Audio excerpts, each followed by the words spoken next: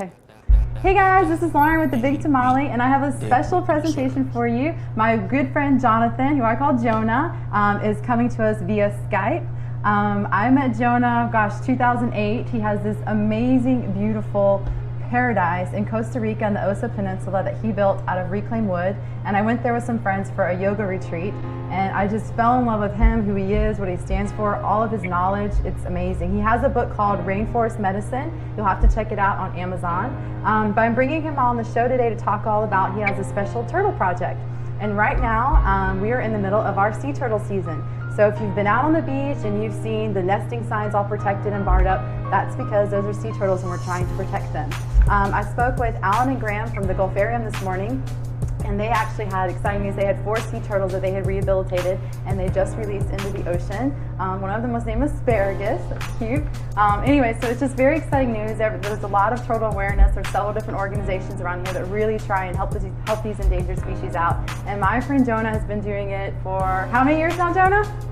Well, the hatchery of 9 years, but about 12 years now protecting turtles. 12 years, that's amazing. So, hi Jonah, say hey to everybody.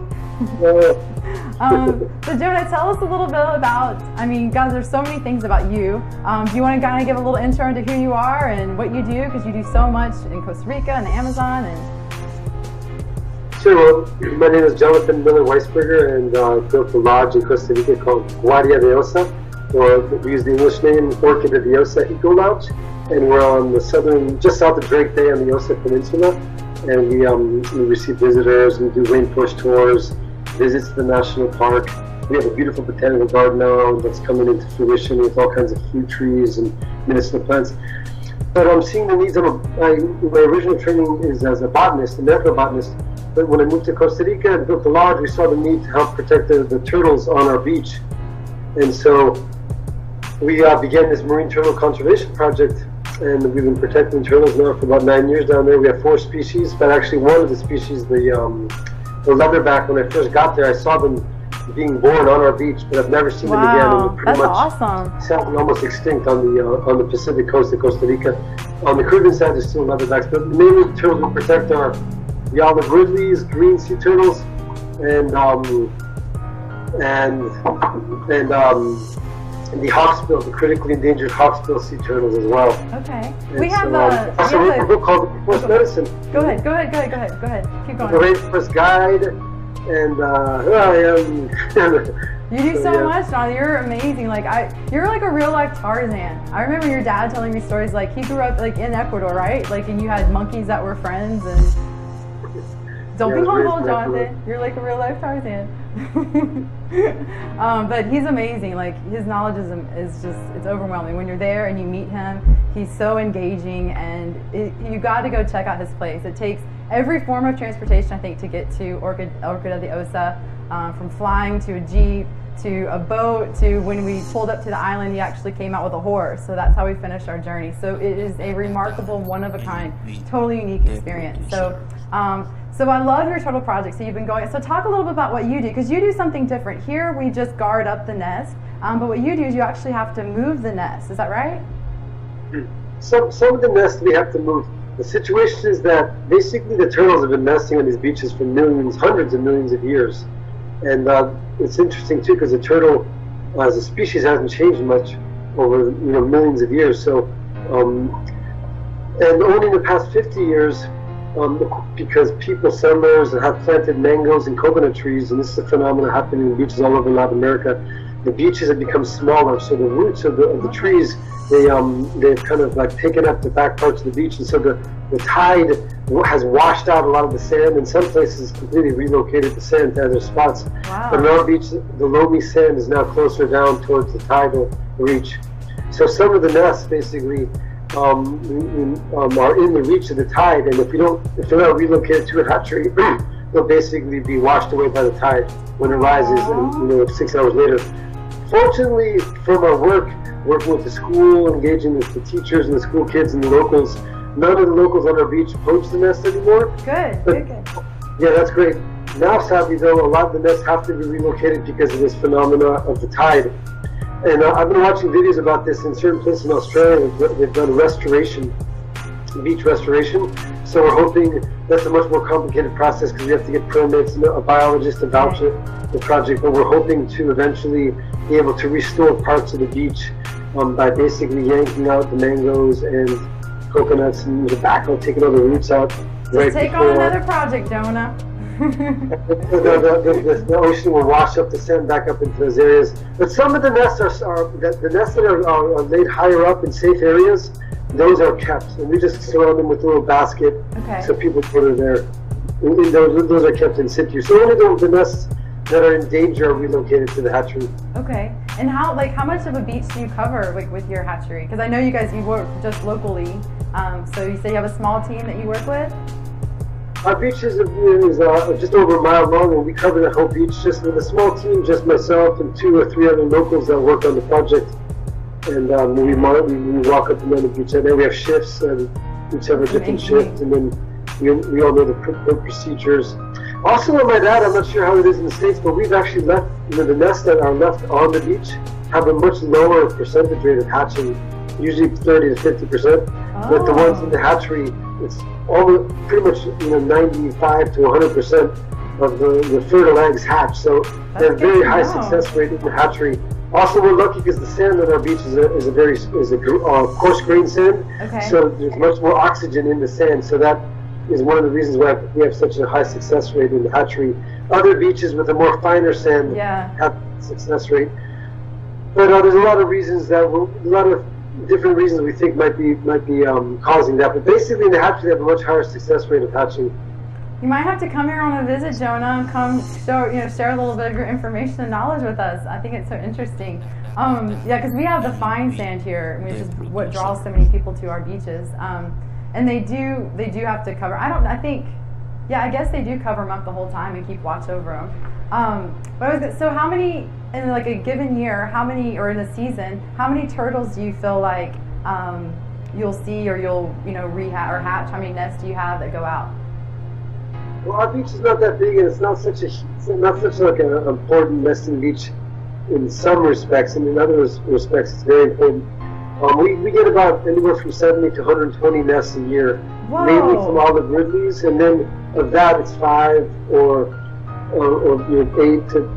8 nests of the green turtles, and then maybe 4 to 5 nests of the Pacific hawksbill. But just north of us in Drake Bay, they have much more turtles nesting there, but they're pretty much all the Ridleys. Our beach is one of the most important nesting beach for the critically endangered hawksbill sea turtle and the Pacific green or black-lipped turtle, they call it as well. So we don't have that many turtles, but we do have these very endangered black and hawksbill turtles nesting on our beach.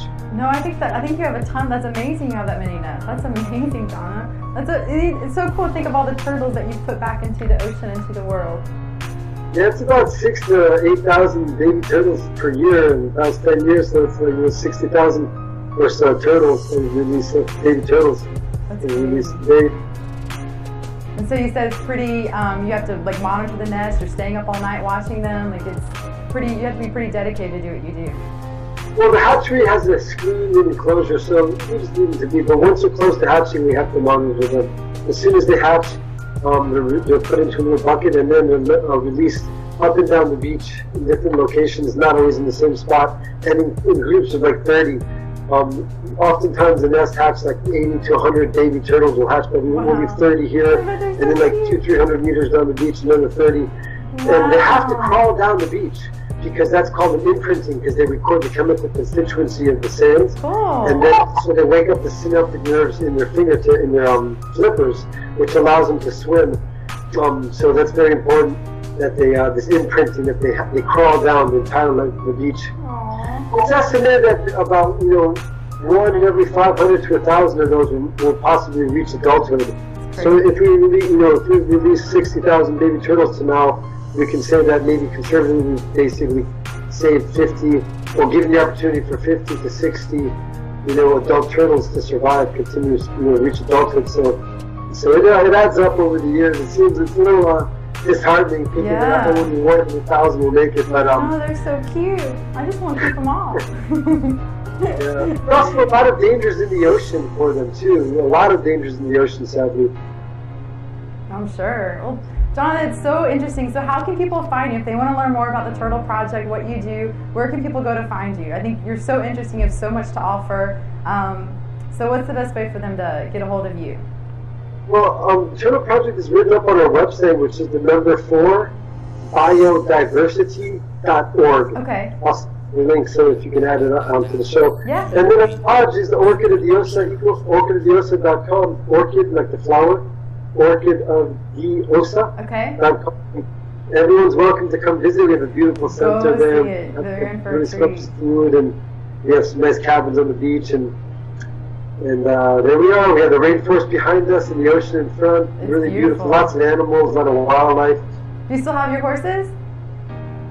Yeah, we have got 5 horses down there.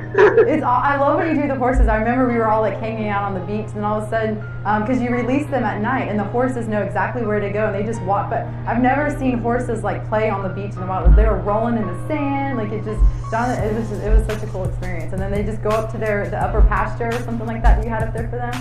Oh yeah. And I'll share with you really two profound things that I've seen with the turtles. And even though they haven't changed for like millions of years, they're hyper intelligent. I had an experience that was very, very amazing. Once there was a mother green turtle nesting, and we were going to relocate her nest because her nest was right on the trail where people transit with horses. Oh, So okay. we were at risk of getting stepped on by horses. And so she had already finished her work, and she was going down to the beach, and I started digging out the nest to put it into a bag.